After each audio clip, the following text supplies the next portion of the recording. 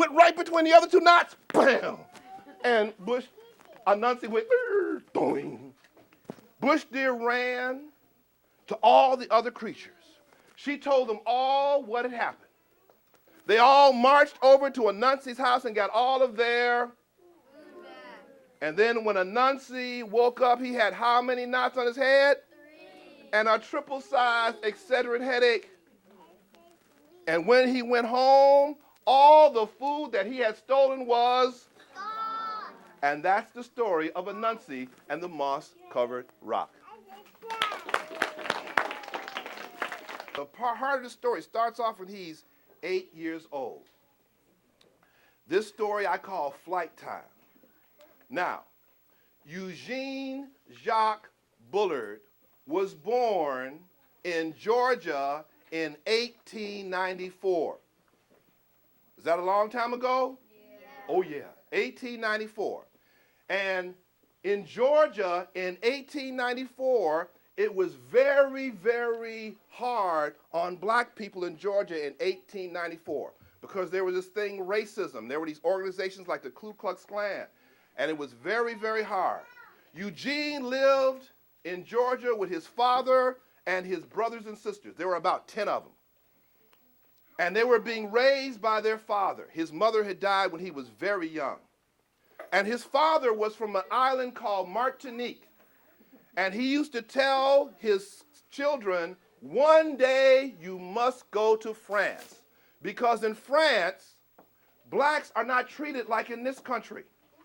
So one day you must go to France. Now Eugene saw his father go through a lot of hardships. And at the age of 8 years old, he decided to heed his father's words. Now parents, we all want our children to listen to what we say, right? But I don't know if Eugene's father meant for him to take him so seriously so soon. At the age of 8 years old, he decided to go to France. He had a little pet goat. He sold that goat for $1.50, took that $1.50 and headed for France. Do you think it was easy for him to get to France? He didn't even really know where France was. He just knew he had to get to the coast to a ship and go across the Atlantic Ocean. Well, it would take him 4 years just to get to a port where there was a ship. He had all kinds of adventures. Sometimes he stayed with gypsies who were from Europe, and they treated him very well. And they said, we're going back to Europe in 2 years. Stay with us. We'll take you to France. But at 8 years old, 2 years seems like an eternity. If he had known, he would have stayed. At one point, he was kidnapped. He was kidnapped by this white family who treated him like a slave. They kept him for about 8 months or so before letting him go. Finally, he made it to the coast where there were ships. And there was a ship that was going to a country called Germany. He had never heard of Germany, but he found out it was in Europe. He said, okay. He started hanging out with the crew. He found out they were from a place called Hamburg, Germany. He had never heard of Hamburg, Germany. He thought they were going for hamburgers. Well, he became friends with some of the crew. He got to run errands on and off the ship, and he found himself a place to hide. He found out when that ship was going to leave, and he got on that ship the night before it left. He had some water and some food with him. He thought it would be enough, but it wasn't. So he got in his hiding place, and after about 2 days, all the food he had and the water he had was gone. Yes. So he was hungry, and his stomach was going, feed me. Finally, he couldn't take it anymore. He got out of his hiding place, he marched over to the cafeteria and got in line for food. And they looked at him and they said, Eugene, what are you doing here? And he told them what he was going to do. Well, they said, we've got to take you to the captain, because he had stowed away on the ship. And captains weren't generally happy about that. So they took him to the captain. The captain knew Eugene, and he liked Eugene. but he wanted to put some fear into him. You stowed away on my ship, he said. I should throw you overboard and feed you to the fish. Eugene looked at the captain and said, them fish don't need no food. I do. I'm hungry. And the captain laughed and laughed and laughed, got Eugene some food, and gave Eugene some work to do. And for the next 2 weeks, Eugene worked on that ship. The ship landed in Scotland. Eugene got off, and the captain paid him for the work that he did. Then he did all kinds of odd jobs, working his way down towards London. At one point, before getting to London, he worked in a gym. And in the gym, there were people who were training to box. That's right, prize fighters. And he was helping them in their training.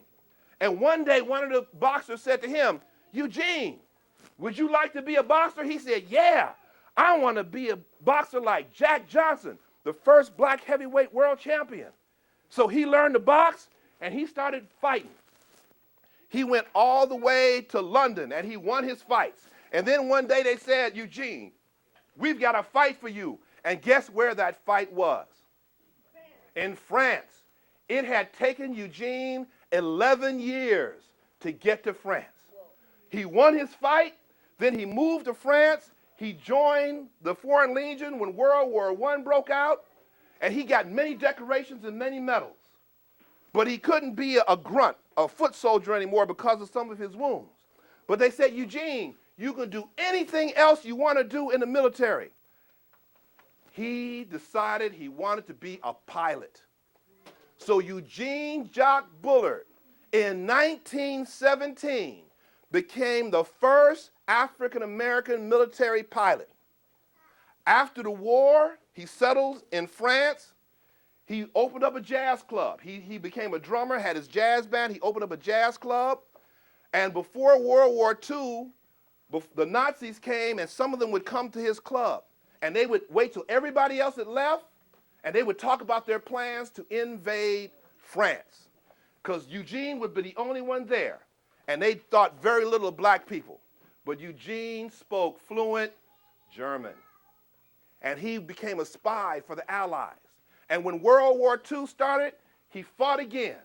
He would receive more medals, but he had to leave France when Germany occupied it, move back to New York. He would never see his parents, his father, or his siblings again. But after World War II, he got more awards. Some of you all might remember Maurice Chevalier. He was a very famous French actor who was a friend of Eugene's, who came for the presentation of one of those awards. And Eugene lived to be, I think, around 60-something, 60, almost 70 years old.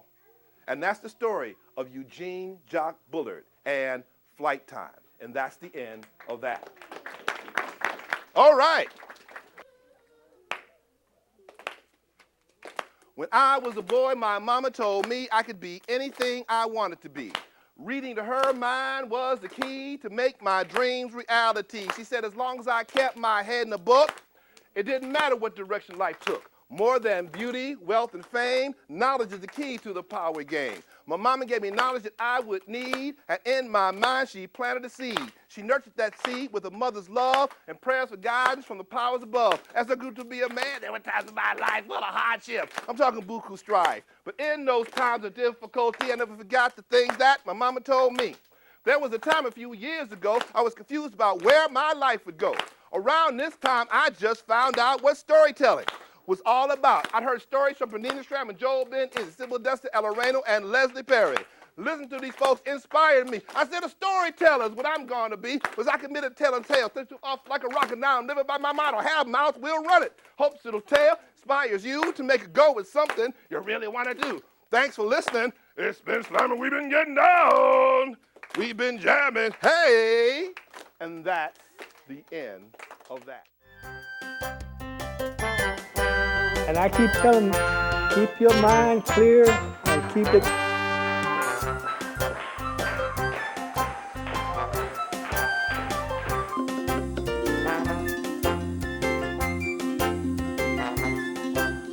How old am I? You didn't do the math, man. 44.